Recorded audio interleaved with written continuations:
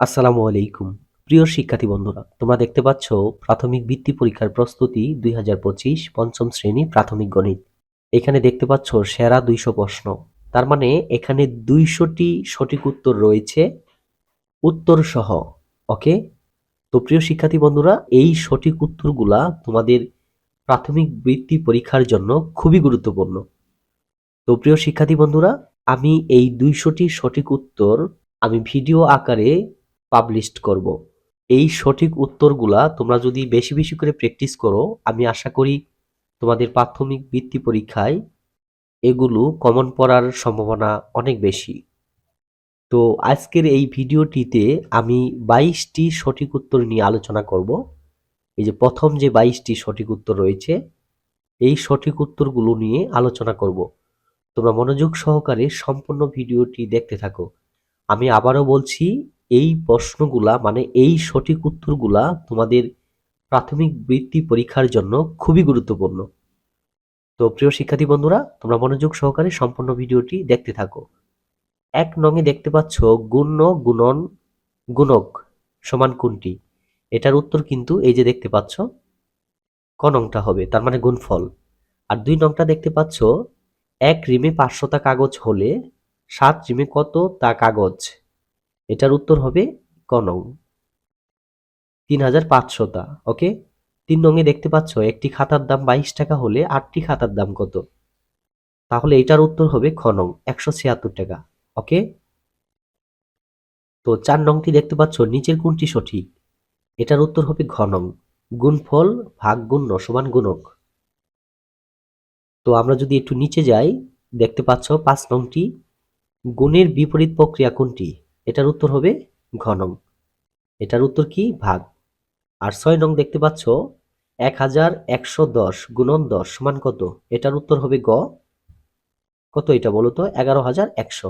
ওকে? ৭ নংটি দেখতে পাচ্ছ ৫ অঙ্কের কোন সংখ্যা ১০০ গুণন ৯৯০ এর সমান হবে? এই যে তোমরা পাশে ৩টা স্টার চিহ্ন দেখতে পাচ্ছ, তার মানে এই ৭ নং প্রশ্নটি আসার সম্ভাবনা অনেক বেশি। এই জন্য এটা ৩ স্টার। ওকে?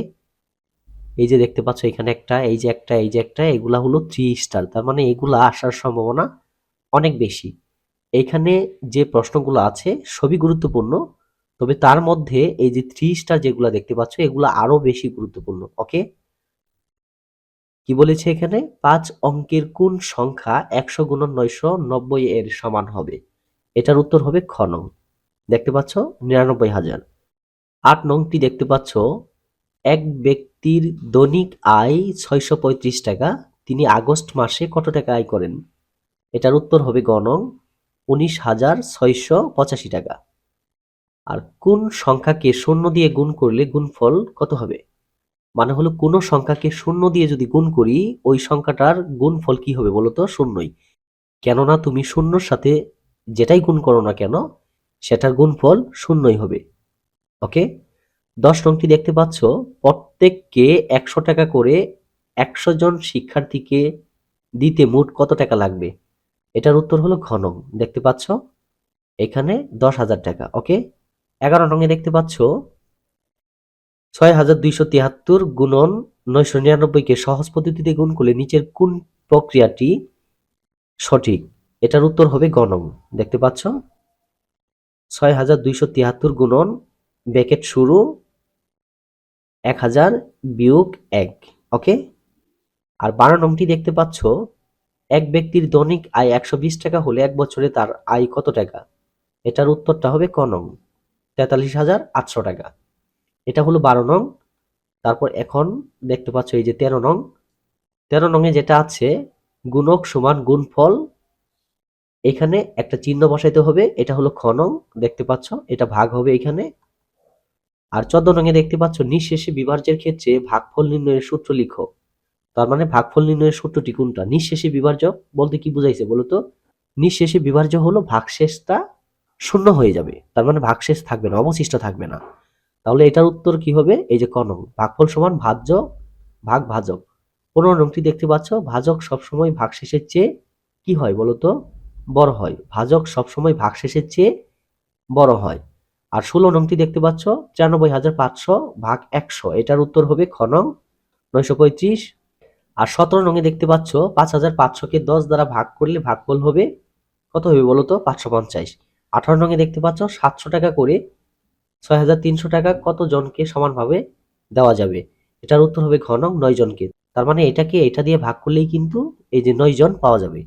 আর 19 নংটা দেখতে পাচ্ছ 2 অঙ্কের কোন ক্ষুদ্রতম সংখ্যা দ্বারা 200-কে গুণ করলে গুণফল 19800 হবে? এটার উত্তর কি হবে বলো তো? এটার উত্তর হবে 99। ওকে। 20 নংটি দেখতে পাচ্ছ দুইটি সংখ্যার গুণফল 1120, একটি সংখ্যা 32 হলে অপর সংখ্যাটি কত? এটার উত্তর হবে গ নং 35। ওকে। আর 21 নংটা দেখতে পাচ্ছ নিচের কোনটি সঠিক? নিচের কোনটি সঠিক? এটার উত্তর হবে খ নং ভাগশেষ ক্ষুদ্রতর ভাজক। ওকে।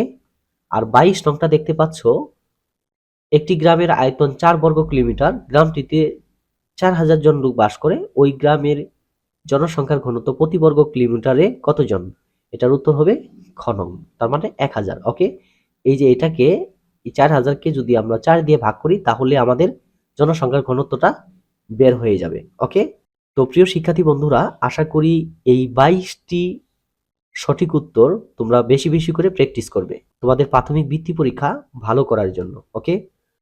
তো প্রিয় শিক্ষার্থী বন্ধুরা, আজকের ভিডিওতে আমি 22টি সঠিক উত্তর নিয়ে আলোচনা করলাম।